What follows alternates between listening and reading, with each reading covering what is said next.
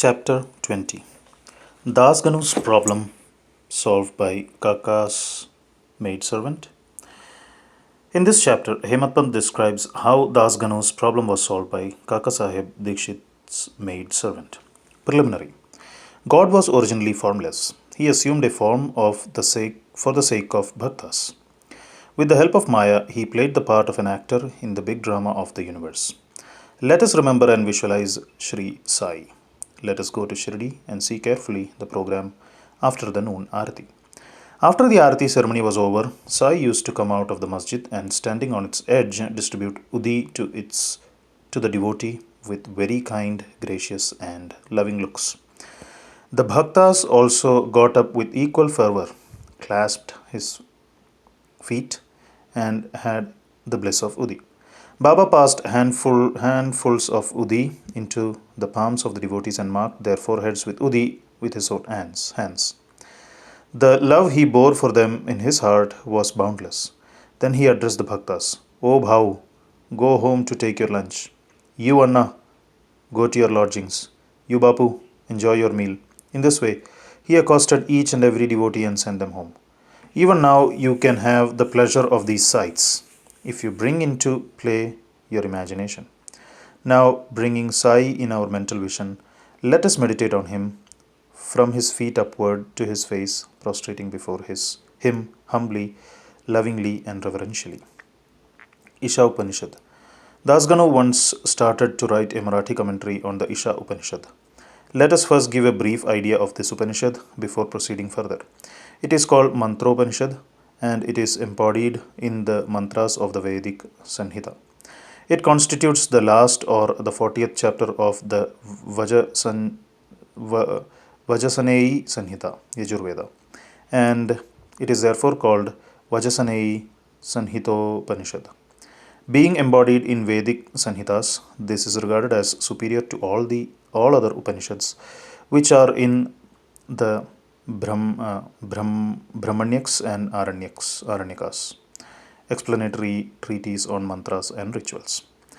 Not only this, other Upanishads are considered to be commentaries on the truths mentioned briefly in the Isha Upanishad.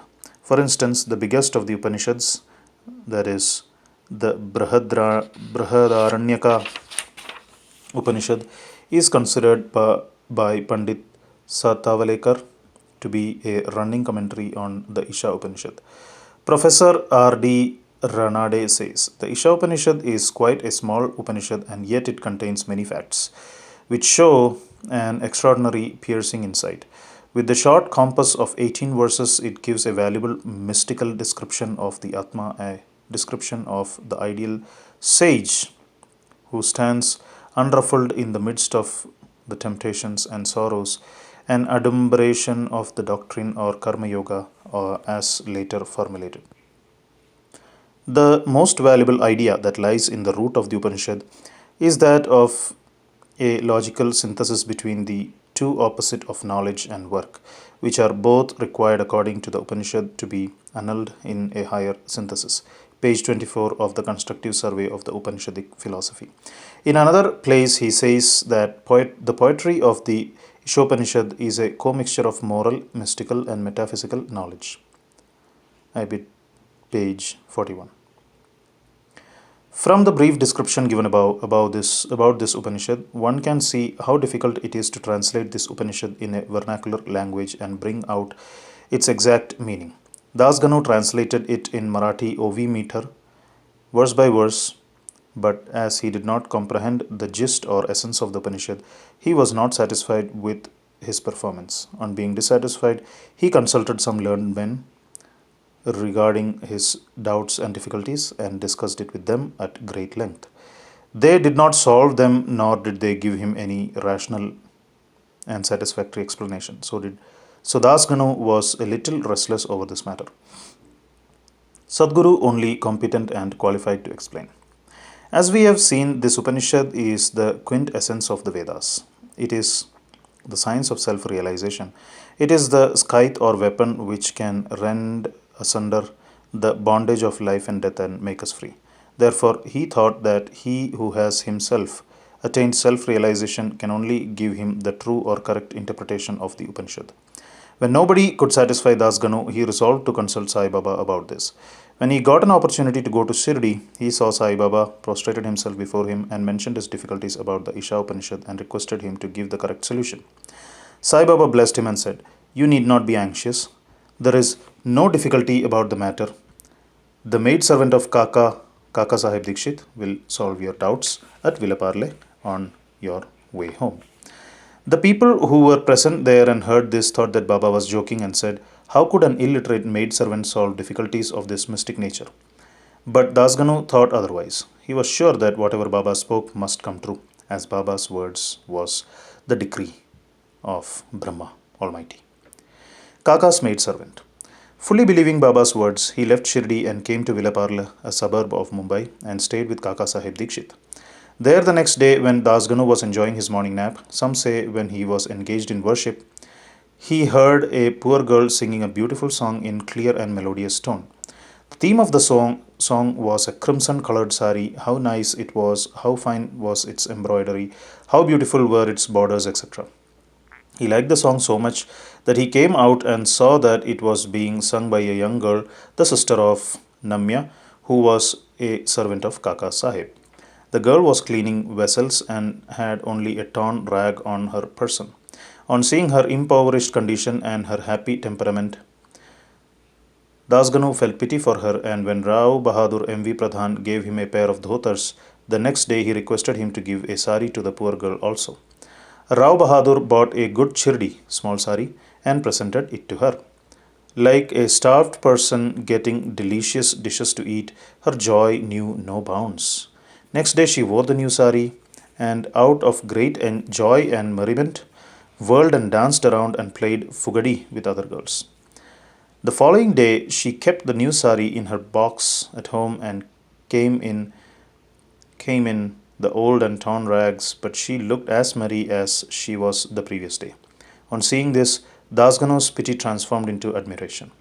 He thought that the girl, being poor, had to wear a torn rag, but now she had a new sari, which she kept in reserve, and putting the old rag, strutted herself, showing no trace of sorrow or dejection.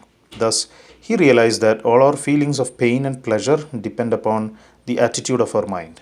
On thinking deeply over this incident, he realized that a man ought to enjoy whatever God has bestowed on him in the firm conviction that he besets everything from all sides and that whatever is bestowed on him by God must be for his good.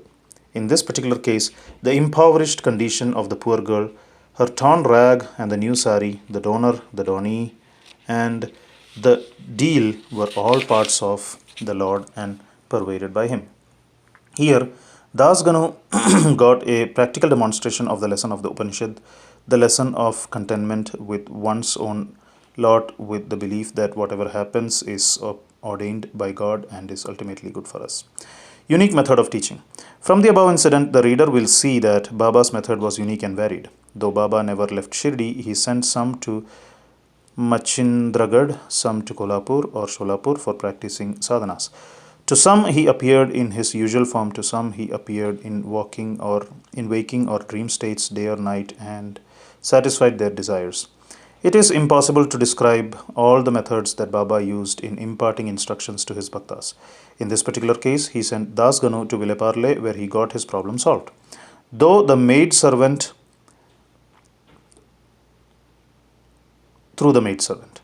To those who say that it was not necessary to send away Dasganu and that Baba could have personally taught him, we say that Baba followed the right or best course. Or how else could Dasganu learn a great lesson that the poor maid servant and her sari were pervaded by the Lord?